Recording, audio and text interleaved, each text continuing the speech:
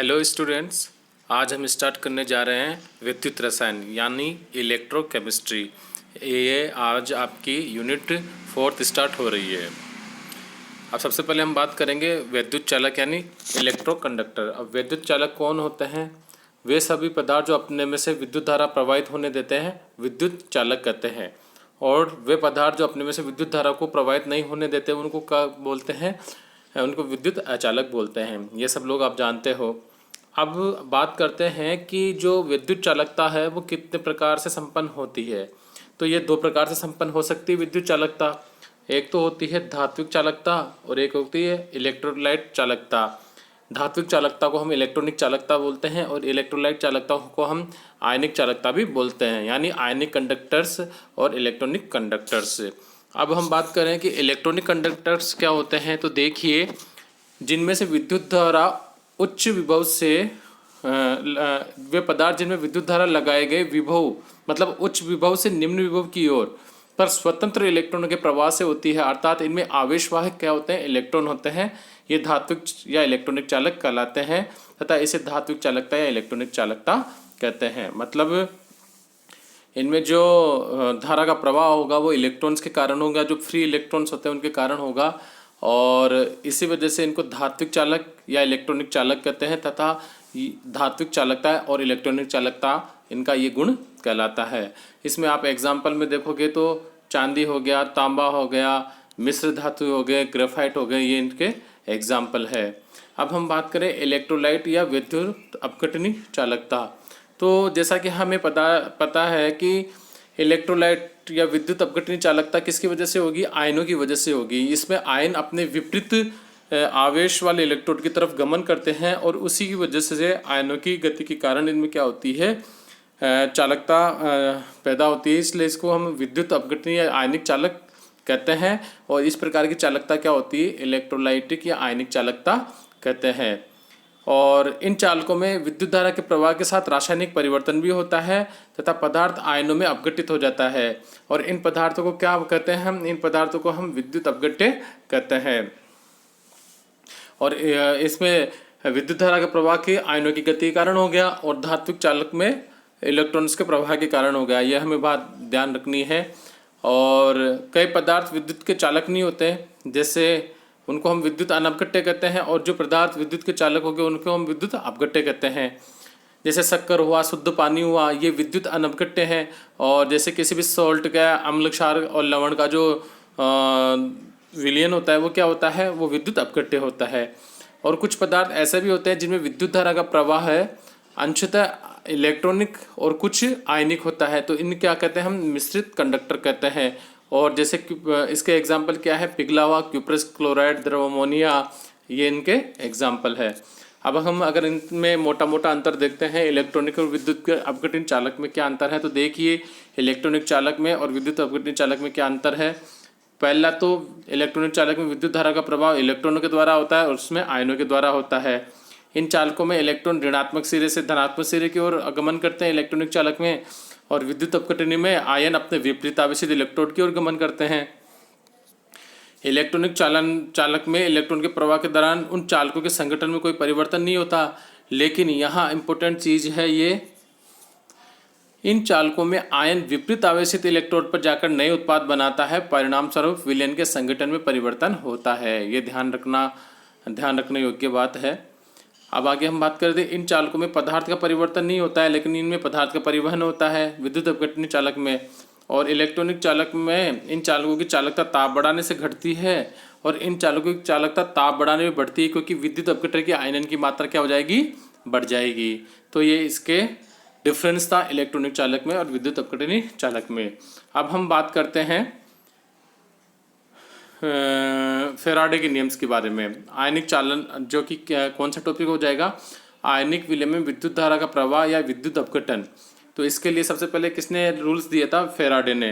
विद्युत अपघट्य पदार्थ को में जब हम विद्युत धारा प्रवाहित करी जाती है और विद्युत अपघटन होता है, तो उससे जो निष्कर्ष निकाला, उस निष्कर्ष के आधार पर फेराडे ने प्रथम नियम और द्वितीय नियम दिए। तो सबसे पहले हम बात करते हैं प्रथम नियम की। प्रथम नियम बोलता है, क्या बोलता है प्रथम नियम? प्रथम नियम के अकॉर्डिंग जितनी विद्युत अपघटन में किसी इलेक्ट्रोड, कैथोड अथवा एनोड पर मुक्त होने वाले पदार्थ की मात्रा विलयन में प्रवाहित होने वाली विद्युत की मात्रा के समानुपाती होती है। मतलब इलेक्ट्रोड पे कितनी मात्रा पदार्थ की जमा होगी वो डिपेंड करता है कि विद्युत की मात्रा कितनी प्रवाहित की गई है, और वो जो जमा हुई हुई मात्रा है वो विद्युत की मात्रा की क्या होती है, समानुपाती होती है। अब यहाँ Q विद्युत प्रवाहित की गई है और W ग्राम पदार्थ मुक्त हुई वाली मात्रा है, तो हम इसको लिख सकते हैं W समानुपाती Q। W क्या है, पदार्थ की मात्रा, और Q क्या है, उसकी जो विद्युत प्रवाहित की गई है। और Q को हम यहाँ लिखते हैं Q equal to I into T. I क्या है, एम्पियर में विद्युत धारा की मात्रा है, और T समय सेकंड पे है। ये वाला W proportional to I into T. अगर हम प्रोपोर्शनली समानुपाती की इस तरह हटा दे तो यहाँ पे Z आता है, जो कि क्या होता है, विद्युत रासायनिक तुल्यांक हमने कहते हैं। W is equal to ZIT। यहाँ Z क्या है, यहाँ Z है विद्युत रासायनिक तुल्यांक। और यदि I 1 एम्पियर और 1 एम्पियर धारा 1 सेकंड के लिए प्रवाहित की गई तो जमा होने वाली पदार्थ की मात्रा विद्युत रासायनिक तुल्यांक के बराबर हो जाती है। और इसकी इकाई क्या होती है, ग्राम प्रति कूलाम होती है। किसकी इकाई, जेड की, यानी विद्युत रासायनिक तुल्यांक की जो इकाई होती है वो हो गई ग्राम प्रति कूलाम। क्योंकि हमें पता है W upon Q equal to Z. W क्या है, ग्राम, और Q क्या है, विद्युत धारा जो कि कूलाम में होती है, तो ग्राम प्रति कूलाम इसकी इकाई हो गई। अब हम बात करते हैं फेराडे के द्वितीय नियम की। फेराडे का द्वितीय नियम क्या बोलता है, देखिए यदि विद्युत धारा की समान मात्रा विभिन्न विद्युत अपघट्यों में प्रवाहित की जाती है तो इलेक्ट्रोड पर मुक्त होने वाले भिन्न भिन्न पदार्थों की मात्राएं उन पदार्थों के रासायनिक तुल्यांकों के समानुपाती होती है।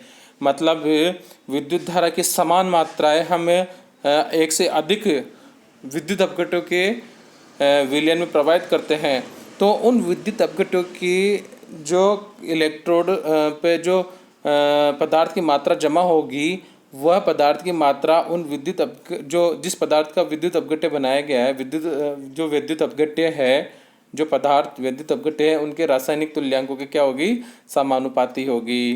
तो यहाँ पर क्या हो जाएगा, W प्रोपोर्शनल टू E। मतलब W सीधे किसके समानुपाती है, उनके रासायनिक तुल्यांकों के, और W अपॉन E क्या हो जाएगा, एक स्थिरांक हो जाएगा। ये एक पल दिया गया है चित्र के द्वारा, जिसमें कि पहला विलयन है H2SO4 का, दूसरा है कॉपर सल्फेट का, और तीसरा है सिल्वर नाइट्रेट का। तीनों में आपस में जोड़ रखा है और विद्युत की समान मात्रा प्रवाहित की जा रही है। तो उस कंडीशन में इनके इलेक्ट्रोड पर जो पदार्थ की मात्रा जमा होगी वो इनके रासायनिक तुल्यांकों के समानुपाती होगी। अब जैसे इनके रासायनिक तुल्यांकों समानुपाती हो गई तो क्या हो जाएगी, क्रमशः ये हो जाएगा इनका 1:31.78 अनुपात 107.88। इसके अनुपात में इनकी पदार्थ की मात्राएं जमा होगी। अगर हमें मैथमेटिकली इसको जमाएं तो उसके अकॉर्डिंग क्या हो जाएगा, W1 upon E1 is equal to W2 upon E2। ये क्या हो जाएगी, पदार्थ की जो, अगर हम यहाँ पे एग्जाम्पल के रूप में दो विद्युत अपघट्य ले रहे हैं तो W1 के लिए क्या था, E1, और W2 के लिए क्या था, E2। क्योंकि पदार्थ की समान मात्रा में प्रवाहित कर रहे हैं तो W1 equal to E1 upon W2 upon E2। इस तरीके से हम जमा सकते हैं। अब यहाँ पे हाइड्रोजन और कॉपर लिया गया है। W1 जो पदार्थ है वो हाइड्रोजन और W2 कॉपर समझाने की दृष्टि से। और यदि हम जानते हैं कि हमें W क्या होता है, ZIT होता है, अभी हमने फेराडे के प्रथम नियम से पढ़ा, तो हम ZIT होता है, और चूंकि W1 कॉपर के लिए थे तो उसके लिए Z1 हो जाएगा, और W1 हाइड्रोजन के लिए था, कुछ भी हो सकता है, दो अलग अलग पदार्थ है उसके लिए Z1 अपॉन Z2 कर दिया अपन ने। W1 प्रथम पदार्थ के लिए था, W2 द्वितीय पदार्थ के लिए है, तो उसके द्वारा Z1IT upon Z2IT is equal to E1 upon E2।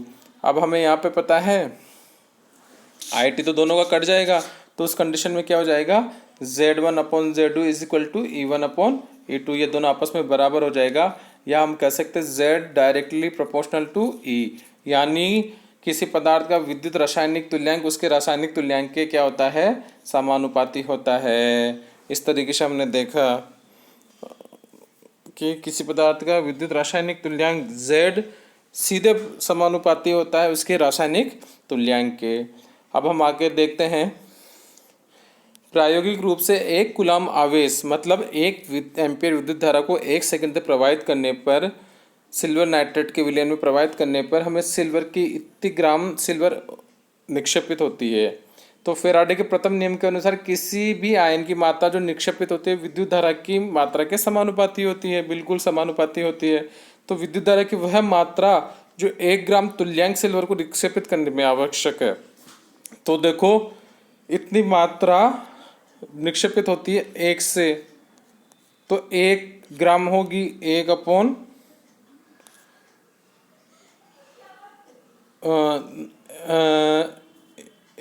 क्या हो जाएगा 0.011180। तो 1 ग्राम तुल्यांक कितना होता है 107.88। किसका, सिल्वर का है, उसको हम 1 ग्राम तुल्यांक बोलेंगे। तो उसकी मात्रा निक्षेपित करने के लिए कितनी विद्युत धारा की मात्रा आवश्यक होगी 96,493। मतलब 1 ग्राम तुल्यांक के लिए कितनी मात्रा आवश्यक होगी 96,493। इसी तरीके से हमने देखा तो हाइड्रोजन के लिए 96,515 और तांबे के लिए 96,567। अब देखिए ये जो मात्रा है वो 96,500 के लगभग समान है। तो देखा गया कि किसी पदार्थ के 1 ग्राम तुल्यांक को मुक्त करने के लिए 96,500 कूलाम की आवश्यकता होती है। और ये 96,500 कूलाम को हम क्या कहते हैं 1 फैराडे। ये हमेशा ध्यान रखना होगा कि यहाँ पे हम 96,500 कूलाम को हमेशा 1 फैराडे बहेंगे। और ये 96,500 कूलाम अगर विद्युत धारा हम प्रवाहित करते हैं तो किसी भी पदार्थ का कितना तुल्यांक कितना मात्रा डिपॉजिट होगी 1 ग्राम तुल्यांक, मतलब उसका 1 तुल्यांक की भार के बराबर उसकी मात्रा डिपॉजिट होगी। तो फैराडे विद्युत की वह मात्रा है जो किसी पदार्थ के 1 ग्राम तुल्यांक भार को घोलने अथवा निक्षेपित करने के लिए प्रयुक्त होती है। मतलब किसी पदार्थ को या तो घोलेगी या इलेक्ट्रोड पर निक्षेपित या डिपॉजिट करेगी। अब उसी के द्वारा एक नई इक्वेशन बन सकती है, एक नई समीकरण बन सकती है। यदि 1 फैराडे विद्युत प्रवाहित करने में पदार्थ का 1 ग्राम तुल्यांक मुक्त होता है, 96,500 एम्पीयर विद्युत धारा 1 सेकंड तक प्रवाहित की जाती है, तो किसी पदार्थ के 1 ग्राम मुक्त होते हैं ए तुल्यांक, इसलिए t सेकंड तक आई एम्पीयर विद्युत धारा को प्रवाहित करने पर निक्षेपित होने वाली पदार्थ की मात्रा ये हो जाएगी। समझ में आ गया आपको? 96,500 पे करने पे कितनी होती है E, तो 1 पर होगी E अपॉन 96,500। तो 30 आई एम्पीयर की धारा 30 सेकंड तक प्रवाहित करने पर इतनी मात्रा निक्षेपित होगी। ये एक नया गणितीय समीकरण आ गया जिसके द्वारा कई न्यूमेरिकल्स को सॉल्व किया जा सकता है और ये कई जगह पूछा भी जाएगा आपसे। आपको जो कंपटीशन एग्ज़ाम है उसमें भी ये पूछा जाएगा और कई जगह इसके बारे में एक आपसे न्यूमेरिकल करवाया जा सकता है। उपरोक्त समीकरण से विद्युत धारा का मापन किया जा सकता है। इस कार्य के लिए जिस उपकरण का उपयोग करते हैं उसे कूलोमीटर या वोल्टामीटर कहते हैं, जिसे हमने अभी जो अपने डायग्राम बताया उसमें हमने देखा है। अब 1 फैराडे आवेश जो कि 96,500 है वो एक्चुअली में है क्या, वो 1 मोल इलेक्ट्रॉन्स पर आवेश है। 1 मोल में 1 इलेक्ट्रॉन का आवेश क्या होता है ये, और 1 मोल में कितने वो होते हैं 6.023 × 10⁻23। इन दोनों का जो मल्टीप्लाई होता है वो होता है 96,500। इस तरीके से हमने फैराडे का प्रथम नियम और द्वितीय नियम देखा। हम बात करते हैं चालकत्व। तो चालकता क्या होती है, धारा का जो प्रतिरोध का व्युत्क्रम होता है वो चालकता कहलाती है। और प्रतिरोध क्या होता है R, तो चालकता को हम बताएंगे C से, तो C = 1/R। तो यहाँ ये चालकता हो गई। अब चालक की इकाई क्या होती है ओम, चालक की इकाई होती है ओम। तो चूँकि प्रतिरोध की क्या इकाई होती है ओम, तो चालक की इकाई क्या हो जाएगी इसका उल्टा, तो ओम इनवर्स बोलेंगे चालकत्व की इकाई को, या मोह बोलेंगे, या फिर एसआई मात्रक में इसको बोलते हैं सीमेंस से हम करते हैं। आर तो क्या हो जाता है ओम, तो इसको बोलते हैं सी को ओम इनवर्स, क्योंकि प्रतिरोध का उल्टा क्या होता है चालकता होती है। अब हम बात करते हैं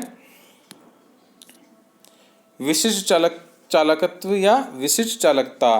तो सबसे पहले हमें पता है कि जो प्रतिरोध है वो किसके समानुपाती होती है, वो चालक का प्रतिरोध R उसकी लंबाई L का समानुपाती होता है और उसके अनुप्रस्थ परिच्छेद के क्षेत्रफल का व्युत्क्रमानुपाती होता है। तो R proportional to L upon A। L तो क्या हो जाएगी उसकी लंबाई और A हो गया एरिया ऑफ क्रॉस सेक्शन या अनुप्रस्थ परिच्छेद का क्षेत्रफल। और जब ये समानुपाती किस तरह घटाते हैं तो हमें मिलता है R equal to rho L by A। Rho क्या होता है? रो एक स्थिरांक है जो कि विशिष्ट प्रतिरोध कहलाता है। क्या कहलाता है? विशिष्ट प्रतिरोध। और इसका मान चालक के पदार्थ की प्रकृति पर निर्भर करता है। तो यहाँ पर यदि L 1 सेंटीमीटर और A 1 वर्ग सेंटीमीटर स्क्वायर हो तो R इक्वल टू क्या हो जाएगा? रो हो जाएगा। अब मतलब उस पदार्थ की चालकता ही उसकी विशिष्ट उस पदार्थ का प्रतिरोध ही उसका विशिष्ट प्रतिरोध कहलाएगा, जबकि जो पदार्थ होगी उसकी लंबाई L और अनुप्रस्थ काट का क्षेत्रफल 1 वर्ग सेंटीमीटर स्क्वायर हो। इस तरीके से हमने देखा। और विशिष्ट प्रतिरोध का व्युत्क्रम वो क्या कहलाता है? विशिष्ट चालकत्व कहलाता है, जिसे हम क्या बोलते हैं? कप्पा बोलते हैं, जिसके हम बोलेंगे कप्पा या के। तो यहाँ देखिए के क्या हो जाएगा? के हो जाएगा 1 अपॉन रो। IUPAC के अनुसार विशिष्ट चालक के स्थान पर चालकता का प्रयोग करते हैं। और समीकरण 8 के अनुसार अब जब हम इसको विशिष्ट चालक के अनुसार दिखाए हैं, विशिष्ट चालकता के अनुसार दिखाते हैं, चालकता के विशिष्ट चालकत्व या चालकता के आधार पर दिखाते हैं, तो हम उल्टा कर देंगे। जो रो था उसको तो 1 बाई रो कर देंगे, R को 1 बाई R, और L बाई A था उसको A बाई L कर देंगे। अब 1 अपॉन रो क्या होता है? के। तो के को जब हम उसकी जगह रखते हैं और के को जब हम उसकी जगह रखते हैं और समीकरण को ले जाते हैं इधर, तो हमें मिलता है K is equal to 1 by R into L by A। और 1 बाई R क्या था? चालकत्व। और L क्या है? L वही लंबाई और वो, तो क्या हो जाएगा? अपने को जो इक्वेशन मिलेगी वो मिल जाएगी ये K is equal to L by A into C, यानी चालकत्व। यदि L बराबर 1 सेंटीमीटर और A बराबर 1 वर्ग सेंटीमीटर हो तो के क्या हो जाएगा? विशिष्ट चालकता किसके बराबर हो जाएगी? चालकता के बराबर हो जाएगी। अर्थात विद्युत अपघट्य के 1 घन सेंटीमीटर विलयन के चालकत्व को ही चालकता या विशिष्ट चालकता कहते हैं। जो मतलब 1 घन सेंटीमीटर मतलब एक लंबाई इंटू चौड़ाई इंटू ऊंचाई क्या हो जाएगी?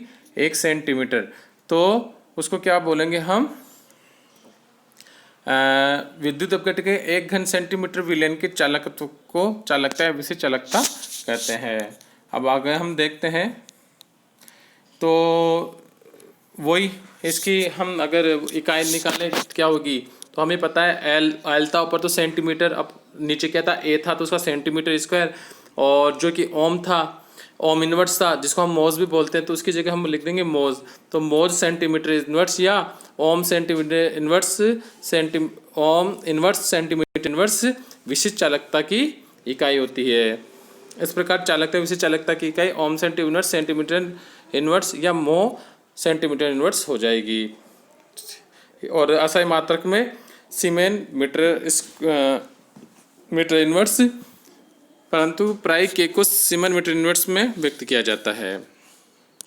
इस तरीके से हमने इसकी इकाई के बारे में देख लिया। अब तुल्यांक की चालकता क्या होती है? तुल्यांक की चालकता को हम लैम्बडा या लैम्बडा सी के द्वारा शो करते हैं। अब देखिए तुल्यांक की चालकता होती क्या है। यदि किसी विद्युत अपघट्य के 1 ग्राम तुल्यांक की भार को V मिली विलयन में विलय करके 1 सेंटीमीटर दूरी पर रखें तो 2 समांतर इलेक्ट्रोड के मध्य रखे सभी आयनों द्वारा उत्पन्न चालकता को तुल्यांक की चालकता कहते हैं। तो मतलब यहाँ पर 1 ग्राम तुल्यांक की भार की जो चालकता होती है वो क्या होती है? मोटी मोटी तुल्यांक की चालकता होती है।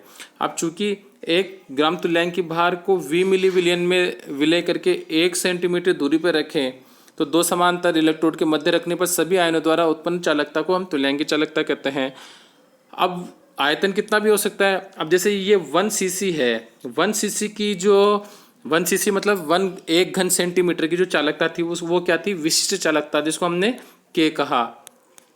और यहाँ पर बहुत सारे 1 घन सेंटीमीटर है, तो इन सब को आप मल्टीप्लाई कर देते हैं और इस पूरे पदार्थ में 1 ग्राम तुल्यांक, ये जो डायग्राम दिखाया गया है इसमें 1 ग्राम तुल्यांक पदार्थ विद्युत अपघट्य पदार्थ मिला हुआ है।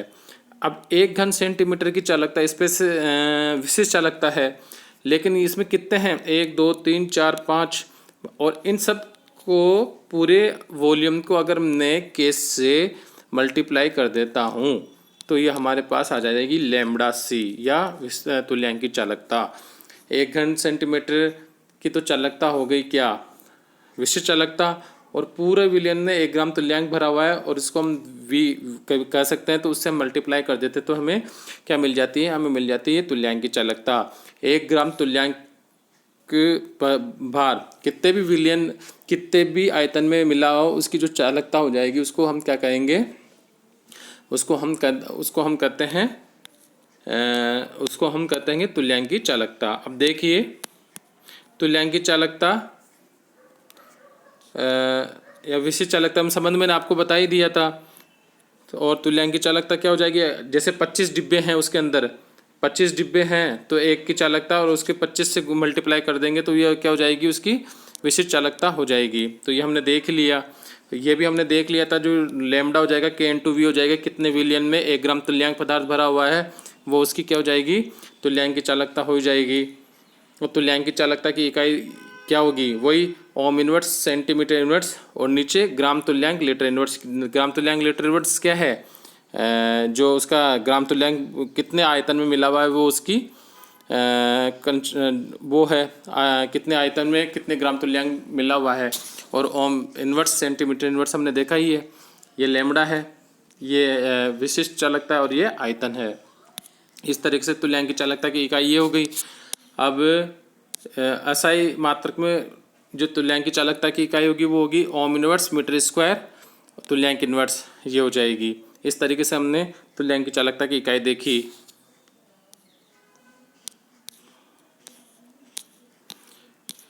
अब हम बात करें, यहाँ पर एक चीज़ और देखने वाली बात है कि जैसे जैसे हम पदार्थ का आयतन बढ़ाते हैं तो उसमें 1 घन सेंटीमीटर में आयनों की कंसंट्रेशन तो कम हो जाएगी, तो विशिष्ट चालकता तो कम होगी, लेकिन तुल्यांक की चालकता बढ़ती जाएगी। क्योंकि तुल्यांक की चालकता में तो क्या हो जाएगी, जब पदार्थ को आयनन उनको डाइल्यूट करते हैं तो विद्युत अपघट्य की अपघटन की मात्रा बढ़ जाती है, तो आयनों की मात्रा भी बढ़ जाएगी, लेकिन 1 घन सेंटीमीटर में उपस्थित आयनों की मात्रा कम हो जाएगी। तो डाइल्यूट करने पर विशिष्ट चालकता तो कम होती है और तुल्यांक की चालकता बढ़ जाती है। और अगर हम बात करें आणविक चालकता, यदि तो आणविक चालकता में बस वो हो जाएगी कि कितने मोल घुले हुए हैं, तो किसी विद्युत अपघट्य के 1 मोल या 1 ग्राम अणुभार को वी मिली विलियन में विलय करके 1 सेंटीमीटर दूरी रखने पर 2 समांतर इलेक्ट्रोड के मध्य रखने पर सभी आयनों द्वारा उत्पन्न चालकता को उस विलयन की आणविक चालकता या मोलर चालकता कहते हैं। यदि हम पदार्थ की मात्रा ग्राम तुल्यांक में न रखकर 1 मोल में रखें या ग्राम अणुभार में रखें तो उस विलयन की जो चालकता हो जाएगी उसको हम क्या कहेंगे, उसको हम आणविक चालकता या मोलर चालकता कहेंगे। और उसको हम इस तरीके से प्रदर्शित करेंगे लैम्बडा एम के द्वारा। लैम्बडा एम इक्वल टू के क्या है, वही विशिष्ट चालकता, और वी क्या हो जाएगा, कितने विलयन में 1 ग्राम मोल या 1 ग्राम अणुभार या 1 मोल मिला हुआ है। इस तरीके से आणविक चालकता हो जाएगी। आणविक चालकता की इकाई क्या हो जाएगी, वही ohm inverse centimetre square mole inverse हो जाएगी, और एसआई मात्रक में ohm inverse metre square mole inverse हो जाएगी। आज के लिए इतना ही, धन्यवाद।